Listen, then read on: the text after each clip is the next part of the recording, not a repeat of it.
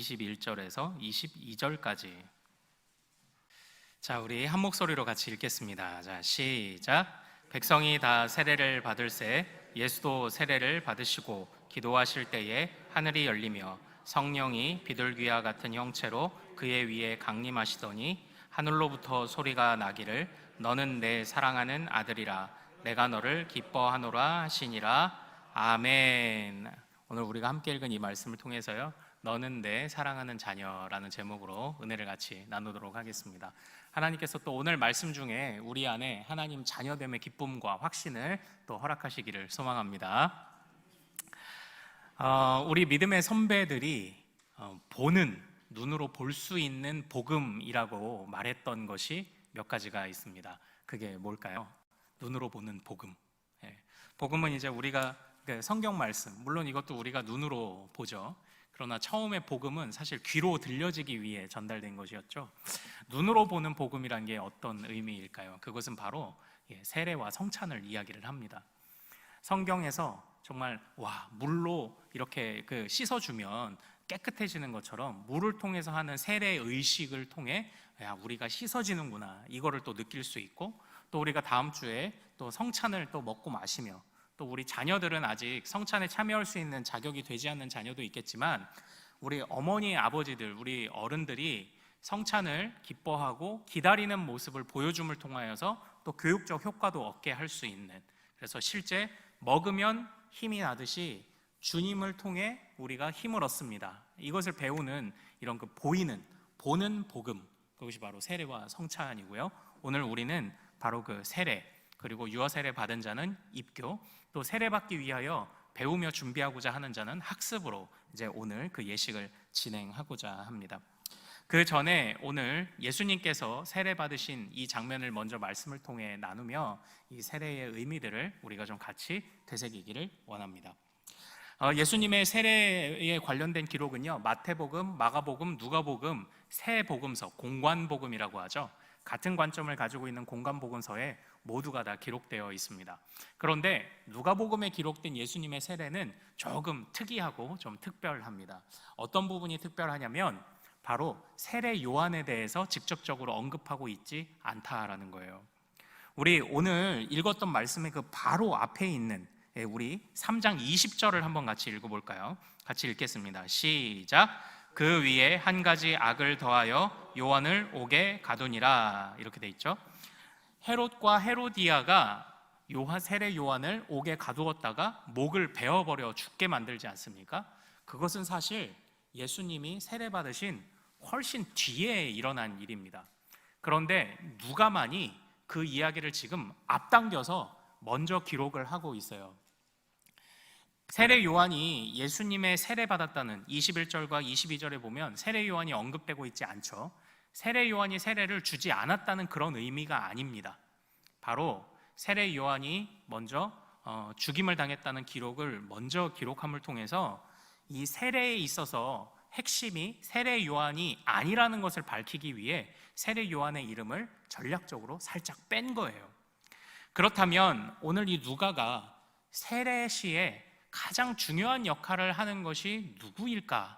바로 어떻게 표현을 했는지 우리 말씀을 통해 한번 좀 볼까요? 우리 22절 말씀 같이 한번 읽겠습니다. 자, 시작. 성령이 비둘기 같은 형체로 그의 위에 강림하시더니 하늘로부터 소리가 나기를 너는 내 사랑하는 아들이라 내가 너를 기뻐하노라 하시니라. 아멘. 참 삼위일체의 신비죠. 우리 성자 예수님은 세례를 받기 위해 기다리시고 성령 하나님이 비둘기와 같은 형체로 임하시고, 참고로 왜 비둘기와 같은 형체로 임하시는 걸까요? 왜 비둘기와 같은 형체일까요? 바로 노아의 방주 시대에 바로 홍수와 심판이 끝났음을 알려주는 역할을 했던 게 그 비둘기였지 않습니까? 바로 그때를 생각하게 하며 이제 다시 깨끗해진 평화의 시대가 시작되었음을 선언하게 하기 위해 성령이 비둘기와 같이 임하셨고요. 그리고 성부 하나님께서 세례받는 예수님을 향해 너는 내 사랑하는 아들, 이렇게 선언하시는 아주 놀라운 장면을 이 누가가 기록하고 있습니다. 그러니까 이 말씀에서요, 누가가 세례 요한의 이름을 살짝 지운 것은요, 세례 요한은 그냥 세례를 주는 통로일 뿐이라는 거죠. 저와 같은 목사들에게 여러분이 아마 학습, 세례, 입교를 받으셨을 것입니다. 그런데 누구는 큰 교회 목사님에게 받으면 더 좋은 세례를 받은 것이고요, 작은 교회 목사님에게 세례를 받으면 우리는 더 덜한, 좀 미숙한 그런 세례를 받은 걸까요? 절대 그렇지 않습니다. 저와 같은 목사들은 세례를 주는 통로의 역할을 할 뿐, 실제 세례 때에 핵심적인 역할을 감당하시는 것은 바로 우리 성령 하나님과 그리고 우리 성부 하나님이신 줄로 믿으시길 소망합니다. 그러므로 저는 대리자로서 선언하는 것뿐이죠. 세례받는, 믿음을 고백하는 모든 성도에게 너는 하나님의 자녀다, 너는 하나님의 아들이다, 하나님의 딸이다 라고 그저 선언하는 대리자일 뿐이지, 바로 중요한 핵심은 우리 삼위 하나님인 줄로 믿으시길 소망합니다. 누가가 지금 그걸 강조하고 싶었던 겁니다. 그래서 세례 요한의 이름을 살짝 뺐던 것이죠. 우리는요, 이 세례를 통하여서 정말 기대할 수 있는 바, 예수님이 또 우리에게 모범을 보이신 것 아닙니까? 예수님은 사실 죄가 없으셨기 때문에 세례 받으실 필요가 없죠. 그러나 예수님은 세례 받을 때에 어떤 일이 일어나는지 보여주시는 모범으로서 이 세례를 받지 않으셨습니까? 어떤 일이 일어납니까? 하늘이 열리고 성령이 강림하고 성부가 우리를 하나님의 자녀라고 인정하는 그런 은혜가 벌어지고 있다라는 것, 바로 그것을 보여주시기 위해 예수님이 세례의 모범을 보여주셨습니다. 우리 조금 더 한번 좀 생각을 해보겠습니다. 세례란 무엇입니까? 이렇게 중요한 세례는 무엇입니까? 세례 받을 때 하늘도 열리고 성령도 우리에게 임하고 또한 성부의 확증해 주시는 그 확신의 말씀도 임하고, 바로 세례란 어떤 의미가 있기에 우리에게 이렇게 중요한 의미들을 던져주는 것일까요? 어느 종교이든지 물로 씻음이라는 의미가 있습니다. 그래서 어디 힌두교나 불교를 가면요, 1년에 한 번 불상에게 이렇게 물을 부어드리는 그런 그 예식을 하는 경우도 있습니다. 어느 종교이든지 이 물이라는 것, 뭐 인도의 겐지스강에 가면 그 물로 씻으면 낫는다는 어떤 그런 믿음도 그 사람들이 가지고 있지 않습니까? 이것처럼 어느 종교이든지 물로 깨끗하게 된다라는 이미지가 다 그 안에 있습니다. 물론 저는 그들이 가지고 있었던 어떤 그 미신적인 생각을 우리가 가져와서 쓰고 있다고 그렇게 생각하지 않아요. 항상 기억해야 하실 것이, 우리가 모든 것의 원조죠. 우리가 모든 것이 하나님이 주셨고 하나님이 주신 이 물로써 씻어진다는 이 보이는 복음을 그들이 왜곡해서 사용하고 있는 것이지, 어쨌든 중요한 건 물로 씻김을 받는다라는 이러한 은유로서 우리에게 복음을 주시기 위한 그런 하나님의 뜻이 있습니다. 결국 씻음을 받는다는 겁니다. 씻음을 받는다. 그리고 또 세례는 어떤 의미가 있습니까? 사도 바울은 참고로 그의 기록한 서신서에서 홍해가 갈라진 사건을 세례라고 보았습니다.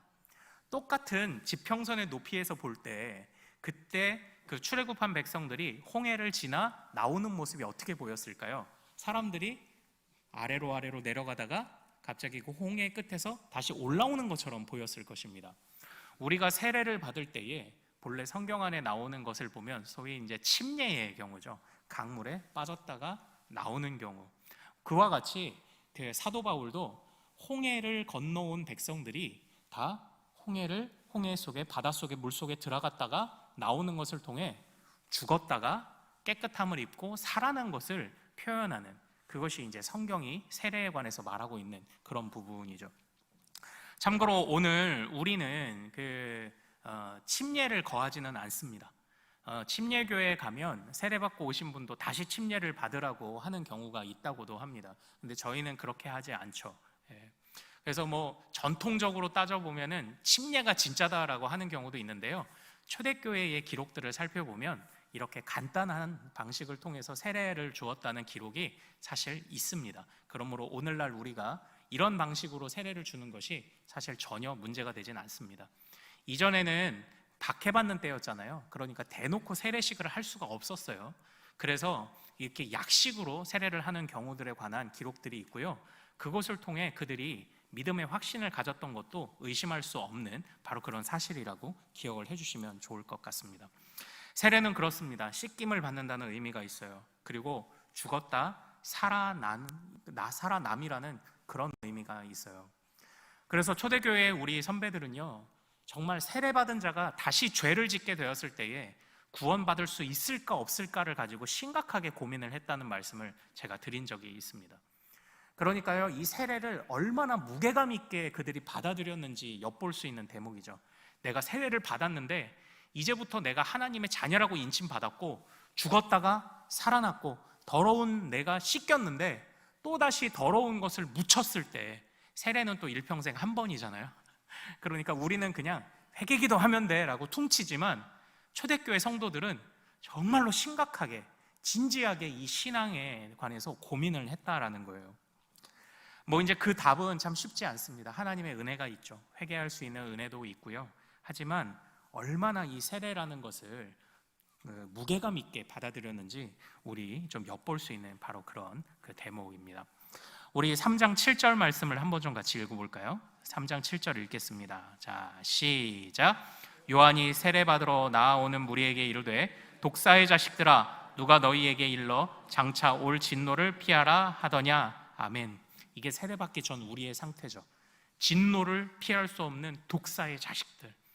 그러나 세례받음을 통하여서 예수님께서 저 하늘의 음성으로 너는 내 사랑하는 아들이라는 음성을 들으신 것처럼 그 모범을 따라 우리도 세례받고 믿음을 고백하는 모든 순간에 저 하늘에서 너는 내 사랑하는 아들, 너는 내 사랑하는 딸이라는 바로 그런 확신을 주신다는 것을 절대 잊지 않으시기를 소망합니다. 그래서 우리의 세례받음과 입교함과 우리가 믿음을 고백하는 이것이 정말 얼마나 풍성함으로 우리에게 풍성함을 채우시려는 그 하나님의 선물인지, 그리고 우리가 그런 고백을 하고 그런 경험을 했다는 것이 우리의 신앙에 있어서 얼마나 중요한 자산이 되는지 절대 잊지 않으시는 우리 모든 성도님들 되시기를 소망합니다. 우리는 많은 날들 고백하죠. 오랫동안 모든 죄 가운데 빠져 더럽기가 한량 없던 우리들, 임박한 진노를 피할 수 없는 우리들을 건져주신 그 하나님께 항상 감사하는 마음 가지시기를 소망합니다. 지난 한 주간 우리 기도수첩을 또 얼마나 어떻게 활용하셨는지 모르겠습니다. 거기에 보면 감사를 적는 그런 난이 있죠. 어떤 날은 또 뭐 반가운 사람이 와서 감사의 제목을 적기도 하셨을 것이고요. 어떤 날은 좋은 일이 있어서 적기도 하셨을 겁니다. 그런데 이 기도 제목, 기도수첩을 적으시다 보면 이 감사의 제목을 뭘 적어야 될지 딱 떠오르지 않는 날도 있습니다. 그럴 때는 주저하지 않고 이렇게 적으시면 됩니다. 날 구원하신 것 감사. 이렇게 적으시면 되는 것. 이것 또한 기억하시기를 소망합니다. 이 누가복음은요, 이 세례를 굉장히 중요하게 여겨요. 왜 누가가 사도행전도 쓰지 않았습니까? 그래서 사도행전에서도요, 이방인에게 복음이 전달될 때 반드시 행하는 것이 세례입니다.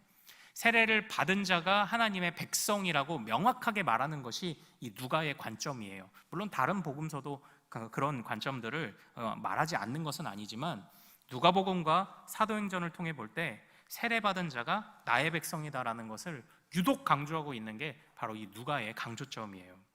자, 그런데요, 우리 오해하지 않았으면 좋겠습니다. 세례 받는 것이 정말 중요하지만 단순하게 세례 예식에 참여했다라는 것이, 그것만 가지고 우리가 하나님의 확실한 구원의 표를 보증을 받았다고 말하는 것은 주의해야 돼요. 우리 3장 8절 말씀 한번 같이 읽어볼까요? 자, 읽겠습니다. 시작. 그러므로 회개에 합당한 열매를 맺고 속으로 아브라함이 우리 조상이라 말하지 말라. 내가 너희에게 이르노니 하나님이 능히 이 돌들로도 아브라함의 자손이 되게 하시리라. 아멘. 이때에 요한이 진노를 피할 수 없는 자들을 향해, 세례받으러 나온 자들을 향해 책망하며 한 말씀이 바로 이 말씀이죠.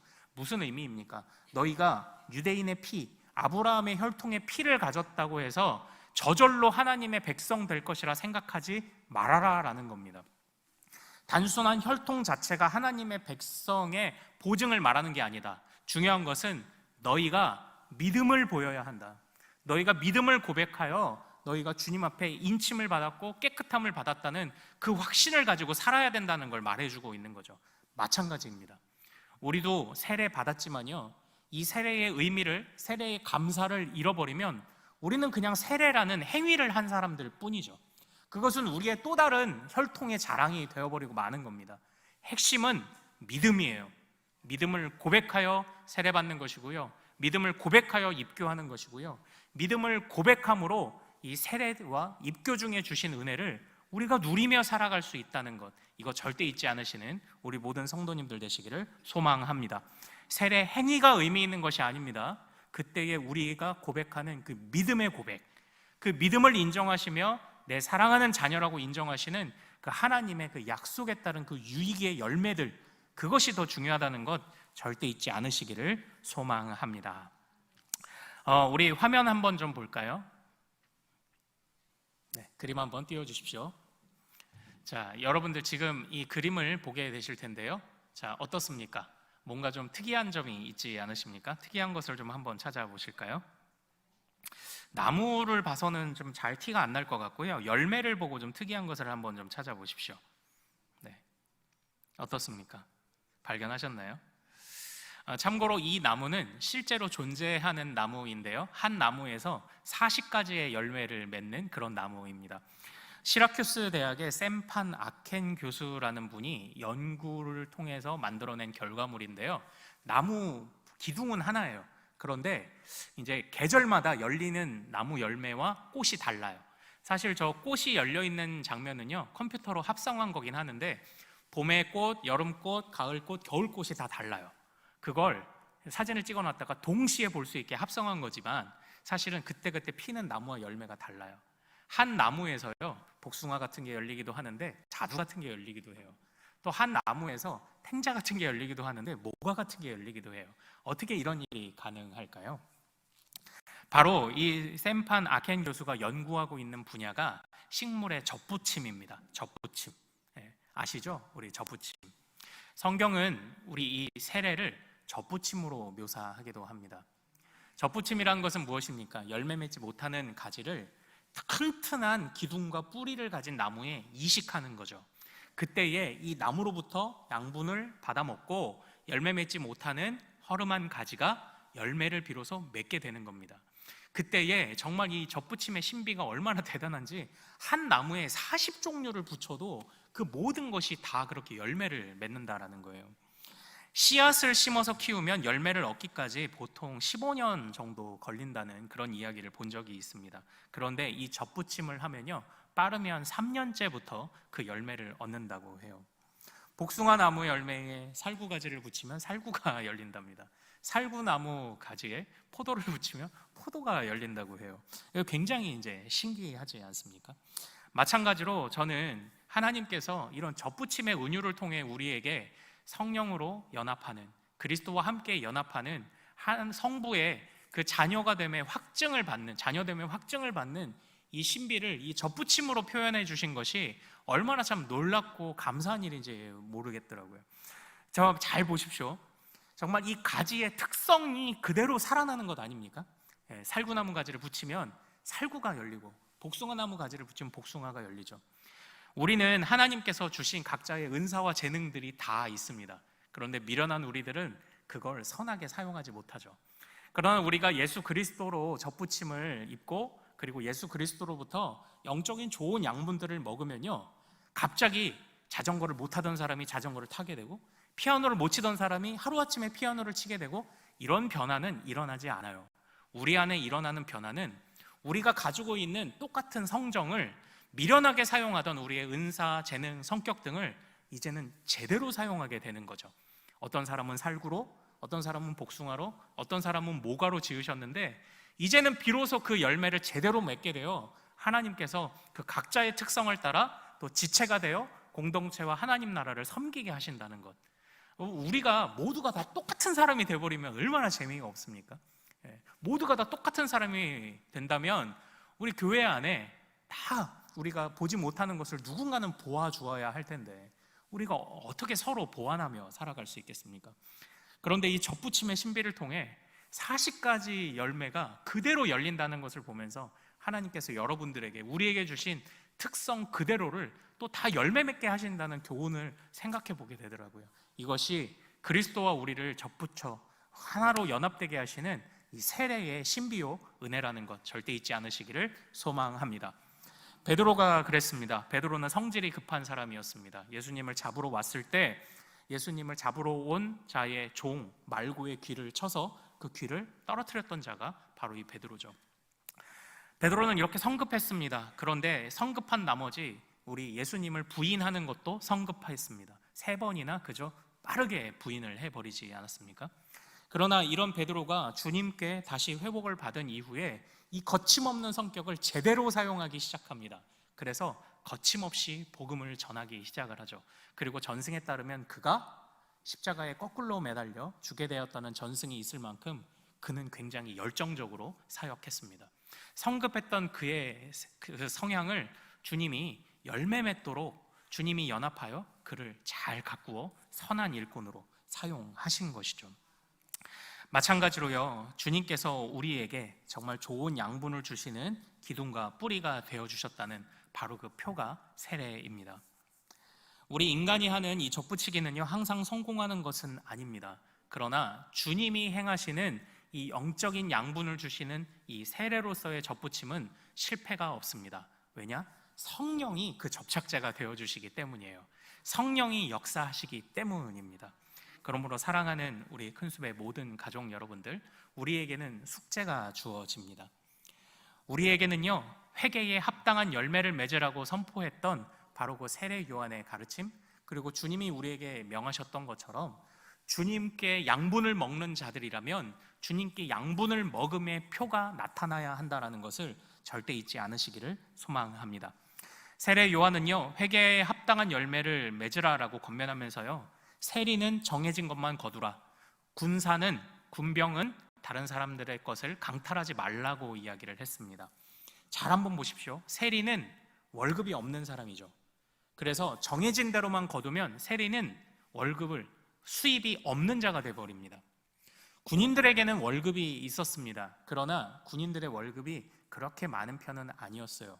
그래서 군인들은요, 어떤 전쟁에 나가거나 했을 때 다른 사람들을 윽박질러 그들이 가진 것을 뺏어와서 자기의 소유로 삼았던 것이 군인들이었습니다. 그래서 예수님이 십자가에 달리셨을 때 예수님의 벗겨진 옷을 누가 제비 뽑아 나눠 가졌죠? 바로 군인들입니다. 바로 그러한 것이 군인들의 모습이었어요. 그런데 세례 요한은요, 너희가 세례를 받은 이후에는 세리는 정해진 것만 거둬라, 군인들은 강탈하지 말아라, 이렇게 선언합니다. 너희의 직업을, 너희의 삶의 현장들을 다 포기하라고 말하는 것 같아요. 결코 가볍지 않죠. 그러나 그 이야기들의 한번 특이한 점을 잘 생각해 보십시오. 회개의 열매를 맺을 때 하나님에 관한 의무는 지금 이야기하고 있지 않아요. 오히려 이웃을 향한 의무와 지침만, 달라진 모습만을 말하고 있다는 것, 이게 좀 특이하지 않습니까? 저는 이것을 보면서요, 참으로 우리의 믿음이 사실은 겉으로 드러나는 모습을 가지고 판단할 수밖에 없다는 그런 생각을 해봅니다. 하나님은 마음을 감찰하실 거예요. 그러나 어느 누가 예배의 자리에 와 있는지 아니면 없는지, 어느 누가 사랑하는지 안 하는지, 어느 누가 섬기는지 아닌지를 보고 사실 우리는 판단할 수밖에 없습니다. 그래서 예수님의 인성에 관하여서 집중하여 기록하고 있는 누가가 그래서 아마 이렇게 겉으로 드러나는 모습을 좀 더 강조한 것이 아닐까, 그런 생각을 하기도 하는데요. 그러나 중요한 것은 그것입니다. 무엇보다 하나님께서 우리에게 원하시는 온전한 회복, 죄가 이 세상에 가져온 파괴는 단순하게 천국을 들어가지 못하는 것만이 아니었습니다. 죄의 영향력은 온 세상을 변질되고 썩게 만드는 것이 죄의 영향력이었죠. 그러므로 죄를 씻음받고 죄를 이겨 하나님의 백성이 된 자라면 정말 이제는 죄의 영향력을 벗어나서 나로부터 회복이 시작되어야 함을 고백하는 자가 되어야 한다라는 것, 그것을 지금 이 세례 요한이 말하고 있는 것은 아니겠습니까? 그러므로 우리가 단순히 구원받았다, 난 죽어서 천국 갈 거야 라는 구원의 보증수표를 얻었다는 확신을 갖는 것만이 그리스도인의 달라진 모습이 아니라 세례받았고 입교했고 믿음을 고백하는 자라면 정말 나로부터 이 세상을 치유하기 원한다는 그 고백과 그러한 삶으로 하나님께 올려드려야 한다는 것, 바로 그것을 세례 요한이 강조하고 있다는 것입니다. 사랑하는 우리 큰숲의 모든 가족 여러분들, 우리가 세례받고 입교하고 그리고 또 학습하며 하나님 앞에 고백했던 그 믿음을 절대 잊지 않고 매일매일 매 순간 고백하는 우리 모든 성도님 되시기를 소망합니다. 우리에게 참된 믿음이 있다면 이제는 그 열매를 보이며 살아가는 우리가 되기를 소망합니다. 주님께서 너는 내 아들, 너는 내 딸이다, 너는 내 자녀라 말씀하시며 날로 우리에게 은혜와 힘과 지혜의 능력을 채워주실 줄로 믿습니다.